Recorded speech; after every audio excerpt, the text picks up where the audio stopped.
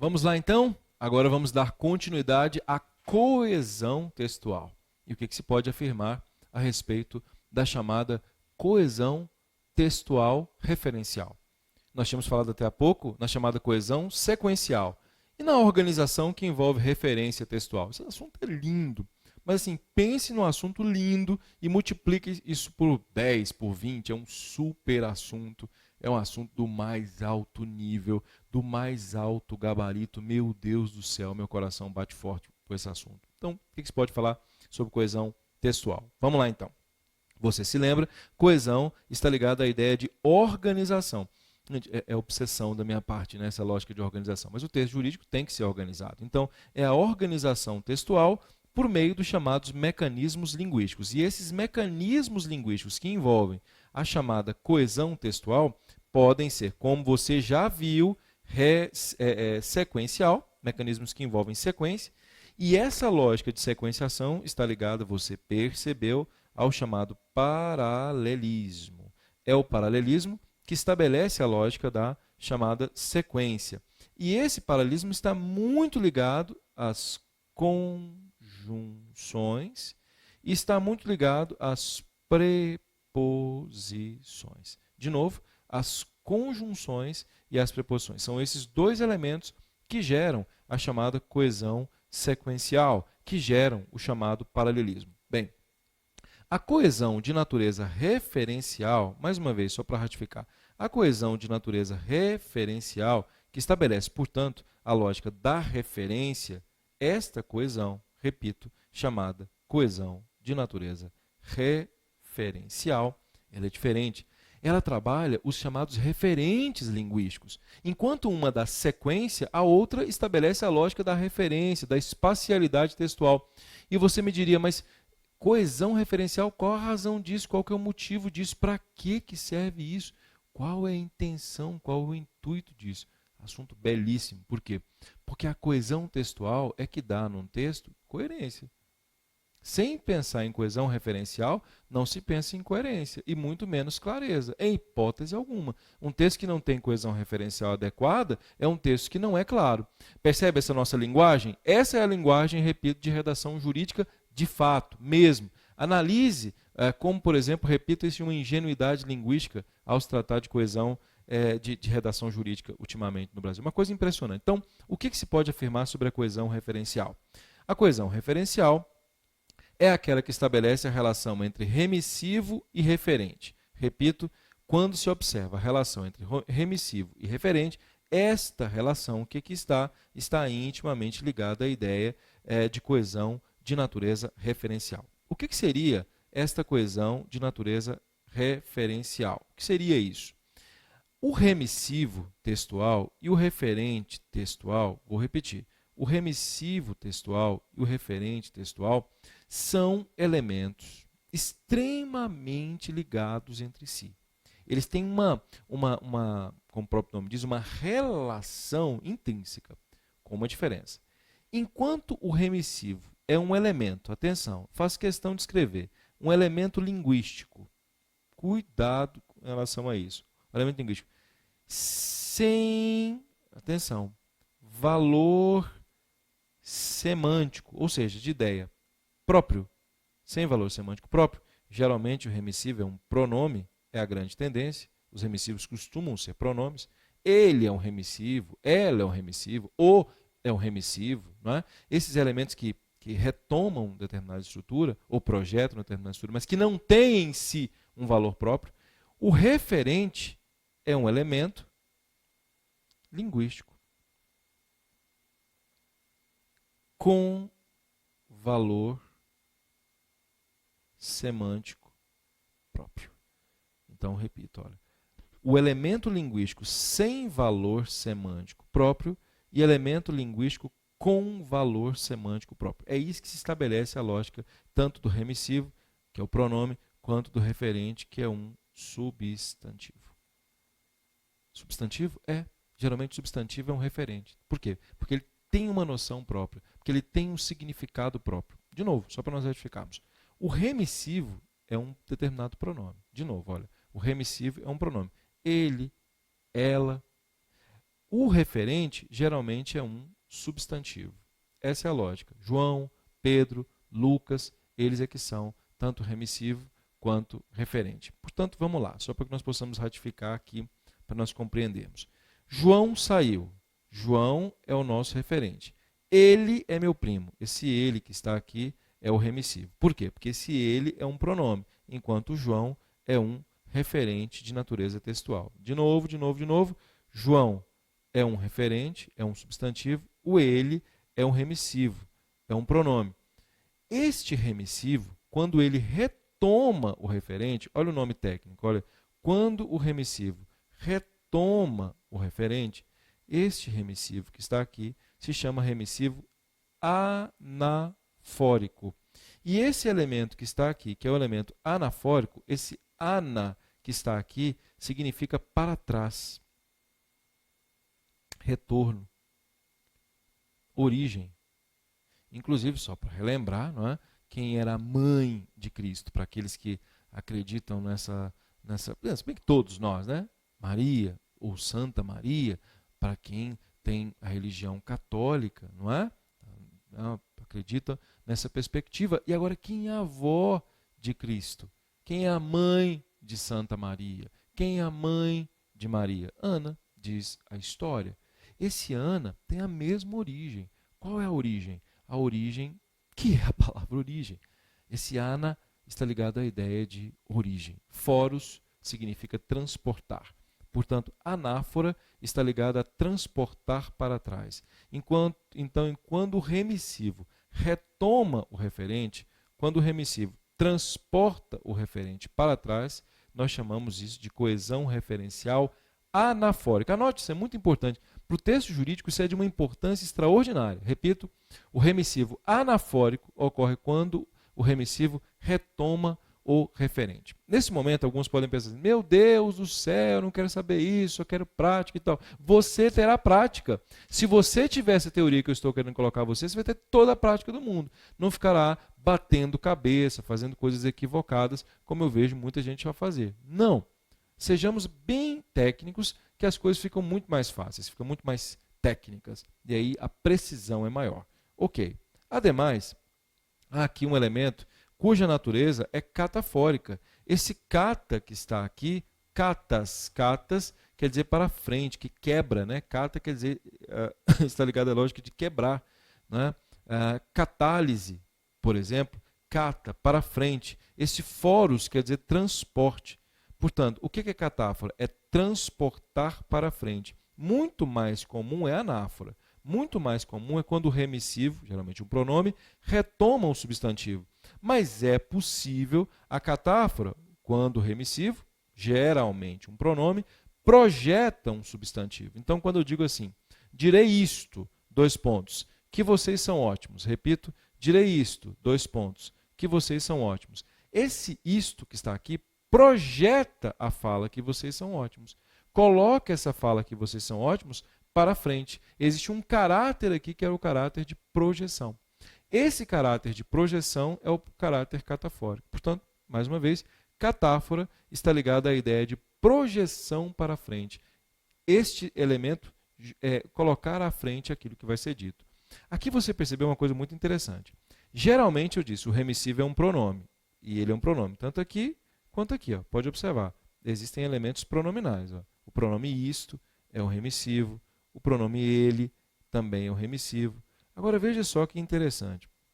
Aqui, quem é o referente? É um substantivo. O próprio substantivo João é o referente. E nesse caso que está aqui, quem que é o referente? Já não é mais um substantivo. O referente aqui, na verdade, é uma frase. Atenção, ó. É uma frase. A própria estrutura frasal é o referente. Uma informação frasal torna-se o referente. Então, aqui nós temos um pronome. Este pronome que está aqui joga à frente uma frase. Então, professor, quem pode ser remissivo? Geralmente um pronome. Ele é que retoma, ele é que projeta, mas você vai perceber que não necessariamente, mais à frente nós veremos isso. E quem é o referente? Geralmente um substantivo, uma palavra, mas pode ser uma informação inteira. Pode ser até um parágrafo inteiro. E aí você vai perceber que quanto maior é o referente, mais difícil para esse remissivo retomá-lo. Olha a lógica da clareza. Começou a perceber ou não? Tanto que na redação jurídica isso é importante. Olha a lógica da clareza, como é importante nessa perspectiva. Quando o referente textual vai retomar um determinado um remissivo textual, vai retomar um determinado referente, e esse referente não é uma palavra, não é um substantivo, ele é uma ideia, quanto maior vai ficando a ideia, mais complexo é de o remissivo fazer a retomada. Você consegue perceber essa lógica ou não? Tranquilos? Bem, vamos lá então. Mecanismos linguísticos de coesão referencial. Mais uma vez, mecanismos linguísticos de coesão referencial. Só para ratificar, mecanismos linguísticos de coesão referencial. O que se pode afirmar sobre esses mecanismos linguísticos de coesão referencial? Quais são eles? Quais seriam esses mecanismos linguísticos? Bem, nós temos os mecanismos chamados de mecanismos fixos. Cuidado com isso aqui. Muita gente pensa assim, para que isso e tal? Eu vou aprofundar, você vai ficar muito forte nisso aqui. Mas muito forte nisso aqui. Para você entender, por exemplo, como é que eu uso isto, quando é que eu uso isso. Muita gente pensa que isso é para que está perto. Você já viu isso ou não? E isso é para que está longe. É uma coisa assim que, assim, pouco respeitosamente, né? Eu não posso coadunar com esse tipo de coisa. É lamentável, lamentável. Então, fixos, vou só ratificar aqui, os elementos também podem ser livres, vou ratificar aqui, os elementos também podem ser adjuntos, vou ratificar aqui com você, e os elementos também podem ser lexicais. Então, só para ratificar. Então, elementos podem ser, de novo, senhores, atenção, para nós fazermos aquele mapa mental. É muito importante estabelecer um mapa mental, né, para nós entendermos isso. Elementos podem ser fixos, os elementos podem ser livres, os elementos podem ser adjuntos, os elementos podem ser lexicais. São esses os 4 elementos. Vou colocar aqui a você, para que você possa perceber, então, quais são os mecanismos, de novo, mecanismos de coesão referencial. De novo, mecanismos de coesão referencial. Então, primeiro mecanismo, mecanismos fixos. Segundo mecanismo, mecanismos livres. Terceiro mecanismo, mecanismos adjuntos. E o quarto, os mecanismos lexicais. São esses os 4 mecanismos que estabelecem a lógica da chamada coesão referencial. Fixos, livres, adjuntos e os chamados lexicais. Tranquilos? Ok? Então tá bem. Quais são os chamados mecanismos fixos e o que são eles? Para que eles servem? Dê uma olhada aqui. Mecanismos fixos são aqueles em que o remissivo, pronome, geralmente que eu coloquei lexicais. Vamos voltar aos fixos, porque vai ficar a definição correta. Que eu escrevi a vocês junto com a professora Inge Dori Vilaça Koch. Então, atenção. Fixos são aqueles em que o remissivo deve concordar com o referente. Vou repetir. Concordar. Então, ele, singular. João, singular. Ele, masculino. João, masculino. Quando ele concorda com o referente, nós chamamos de mecanismos fixos. Por isso o nome fixo. É aquele que se afixou do ponto de vista gramatical nessa lógica de concordância. Como é que nós estamos? Tudo bem ou não? Mas atenção, veja só como é que esse detalhe é altamente interessante. Mas atenção, atenção, atenção. Além disso, os mecanismos fixos são formados, observe, são formados por uma só palavra. Gente, pode parecer muita coisa e tal. Depois que você aprende, isso aqui fica lindo. Os meus alunos, tanto aqui em Brasília quanto em Goiânia, ficam assim apaixonados por isso, porque se transformam em super intérpretes, em super escritores. Então, de novo, os fixos, o que eles fazem? Concordam com o substantivo, mas além de concordarem com o substantivo, eles são formados por uma só palavra. Repito, além de concordarem com o substantivo, eles são formados por uma só palavra. Repito, além de concordarem com o substantivo, eles são formados por uma só palavra.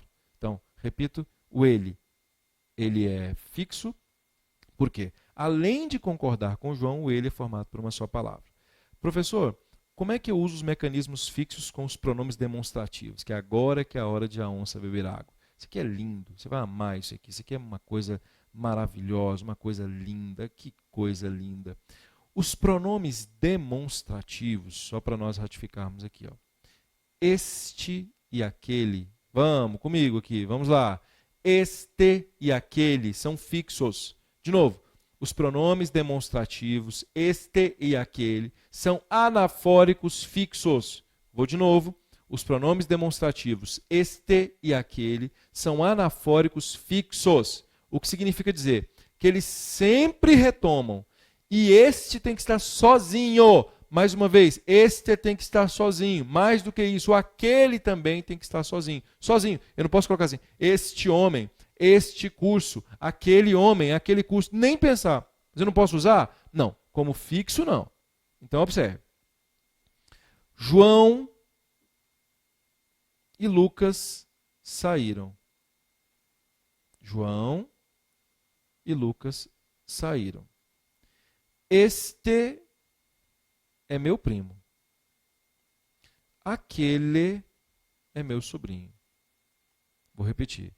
Este é meu primo. Aquele é meu sobrinho. O este que está aqui é quem? Lucas. E aquele é quem? João. Então, o este, só para nós ratificarmos aqui, ó, o este retoma o último núcleo citado, enquanto aquele retoma o primeiro núcleo citado. Por isso que este é imediato, é o elemento imediato, e o aquele é o elemento mediato. Mais uma vez, este é o elemento imediato, e o aquele é o elemento mediato. Então, João e Lucas saíram, este é meu primo, aquele é meu sobrinho. Percebeu? Eu não posso falar assim, este homem, de jeito nenhum, aqui nem pensar. Este rapaz, nem pensar. Tem que ser o este sozinho. Um imediato, o outro imediato. Vamos imaginar que eu colocasse apenas assim, ó. João saiu. Se eu dissesse apenas assim, João saiu. Ponto. Este é meu primo. Também está corretíssimo, viu? O este retoma João. Não é esse, não. Pelo amor de Deus, não é esse, não. Ah, mas eu fiquei sabendo. Esqueça, esqueça. Está contra a norma padrão da língua portuguesa. Não é este, não. Não é esse, desculpe. É este. Quem retoma é este. Nossa, mas o este não projeta? Vamos falar sobre isso depois. Ok? Aliás, agora, quando eu terminar aqui. Então, de novo. Este retoma, sozinho.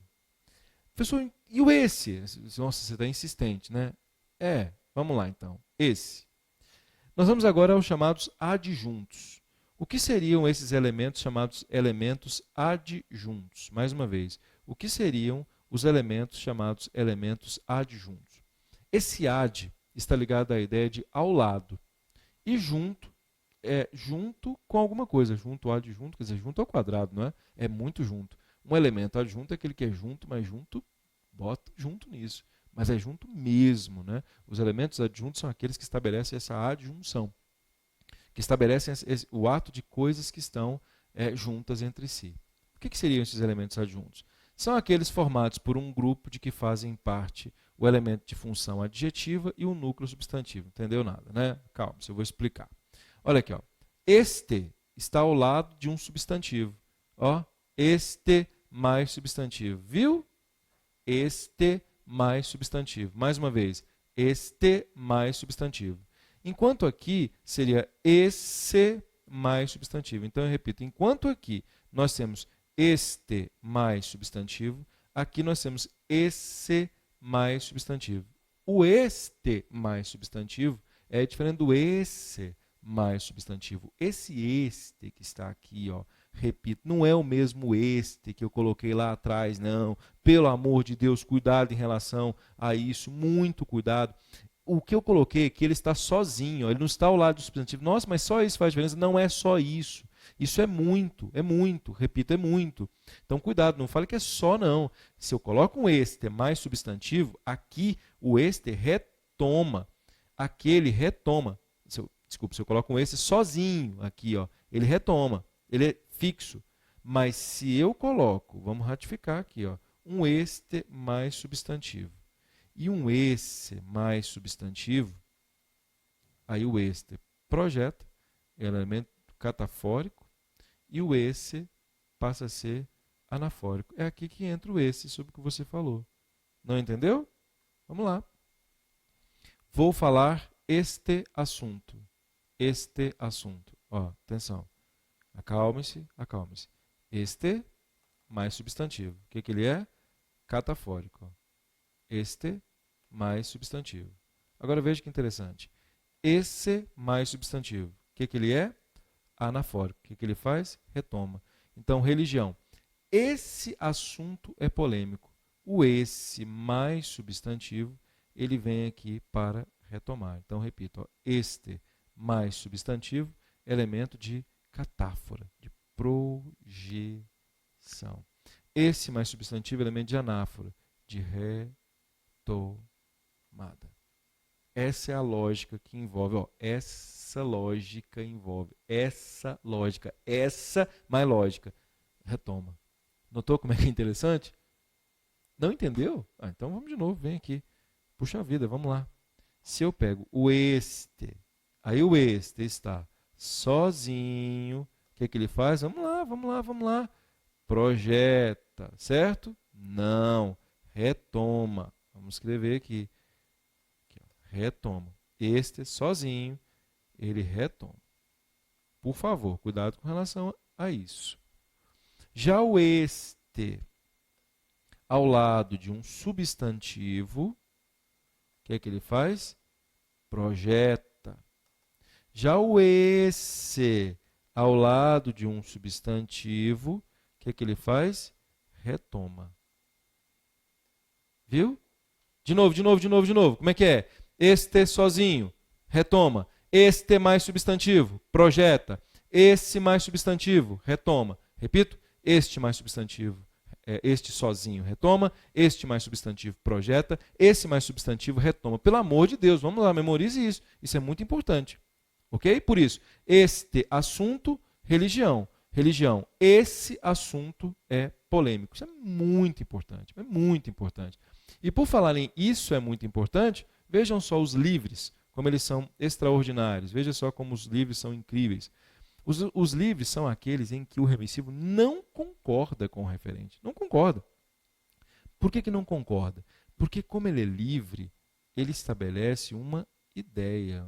Repito, como ele é livre, ele estabelece uma relação de ideia.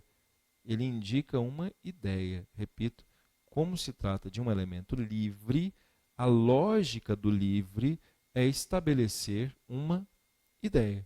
É isso que está ligado à ideia de não concordância. Repito, os elementos livres são aqueles elementos que estão ligados a uma perspectiva ideológica, a uma ideia. Essa é a lógica dos livres. Daí, o isto, ele é catafórico livre, significa dizer, ele projeta. Enquanto o isso, ele é anafórico livre, significa dizer, ele retoma. Essa é a lógica. Ó. Isto, catafórico livre, isso, anafórico livre. De novo, gente, isto, catafórico livre, isso, anafórico livre. Essa é a lógica. Certo? Não, esta é a lógica. Esta não está sozinho? Esta. Então o que ele faz? Retoma. Esta. Então vamos colocar aqui no quadro. Vamos lá, só para ratificar. O isto, o que o isto faz? Com T. Projeta. O isso, o que o isso faz? Retoma. Lógica, portanto, vamos lá. Isto projeta, isso retoma. Vamos dar nomes? Este aqui, este, quando está sozinho, ele não retoma? Não há retomada? Consequentemente, ele é anafórico. O este mais substantivo não projeta, então ele é catafórico. O esse mais substantivo não retoma, então ele é anafórico. O isto não projeta, então nesse caso o isto é catafórico. O isso não retoma, então ele é anafórico. De novo, gente, vamos lá.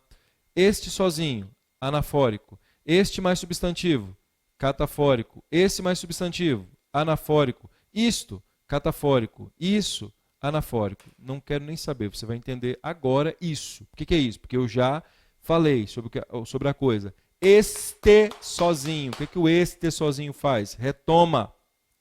Esse mais substantivo. O que o esse mais substantivo faz? Retoma. Este mais substantivo. O que o este mais substantivo faz? Projeta. Isto, o que ele faz? Projeta. Isso, o que ele faz? Retoma. Então, são os elementos que envolvem esses aspectos sobre os quais eu falei a vocês. Aspecto anafórico, aspecto de natureza catafórica. Isso é lindo. Ó. Isso, eu acabei de falar, é lindo. As pessoas têm pouco domínio sobre esses detalhes mesmo. Eu vou dar um exemplo. Quantas vezes termina a petição inicial, eu ouço coisas assim, leio coisas absurdas, como, por exemplo, nossa, que absurdo. Nestes termos, você já leu isso? Nesses termos, pede-se, ou pede, né, alguns colocam pede, deferimento. Pelo amor de Deus. Pelo amor de Deus. Nestes termos, pede deferimento, coisíssima nenhuma. Você já, com base no artigo 319, já narrou, já fundamentou, já fez os requerimentos. E aí, portanto, você solicita o deferimento dos requerimentos que você fez com base na fundamentação que você fez. E se você fez, como é que pode ser nestes termos, pipocas? Nestes que está lá, mas termos. Atenção, ó, aqui é este, em mais este, neste, né? Você sabe isso, não é? Em mais este dá neste. Então, neste, ao lado de um substantivo, neste, repito, ao lado de um substantivo, o que ele faz? Ele tem que projetar. Mas você, na verdade, está com base no que você já disse. Portanto, nesses termos. E aí o ideal, não é o verbo pedir, é solicita-se deferimento. Repito, nesses termos solicita-se deferimento. E não nestes termos solicita-se deferimento, como se vê por aí. É uma coisa absurda. E por quê? Por um motivo muito simples. Porque o esse mais substantivo, o que ele faz? Ele retoma. Repito, enquanto o esse mais substantivo, ele projeta. Um outro erro muito grave do ponto de vista da coesão, da clareza textuais, é o que eu vou mostrar agora. Termina uma sentença lá, diz lá, isto posto, nossa senhora, isto posto, julga-se procedente a ação.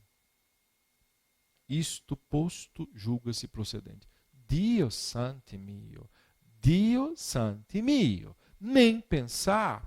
Isto, repito, isto é um elemento catafórico. E se o isto é catafórico, como é que o isto pode estar composto? Seria mais ou menos assim, é isto, aí posto, porque posto é o particípio do verbo pôr. Se posto é o particípio do verbo pôr, já foi colocado. Então, o isto que foi colocado é uma loucura. Nem pensar. Esqueça, repito, esqueça. Não é isto posto coisíssima nenhuma. Mude isso das sentenças, por favor. Não é isto posto, embora muitos tentem defender isso. Não tenha a menor possibilidade de argumento. É isso posto. Né? Eu já ouvi coisas como, é porque isto foi a coisa mais próxima. Pelo amor de Deus.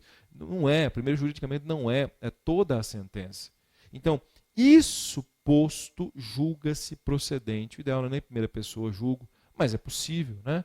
É que a modalização é diferente. Então, isso posto julgo procedente e não isto posto julgo procedente, ok? Então é bom lembrar que nós já estudamos aqui então os mecanismos de coesão que são fixos, diferença entre este e aquele, os livres, diferença entre isto e isso, os adjuntos, diferença entre este mais substantivo e esse mais substantivo. Aí nós vamos, no próximo bloco, e do próximo bloco que é o último da nossa aula, falar sobre os lexicais. A sinonímia, por repetição, a hiperonímia. Vamos mostrar a vocês um quadro muito interessante sobre isso. Vamos falar sobre deixis e vamos fazer exercícios para vocês perceberem como é que isso é interessante. Eu quereria fazer alguns, como eu falei a vocês, apenas para testar, mas também trabalhar com vocês a lógica da petição inicial.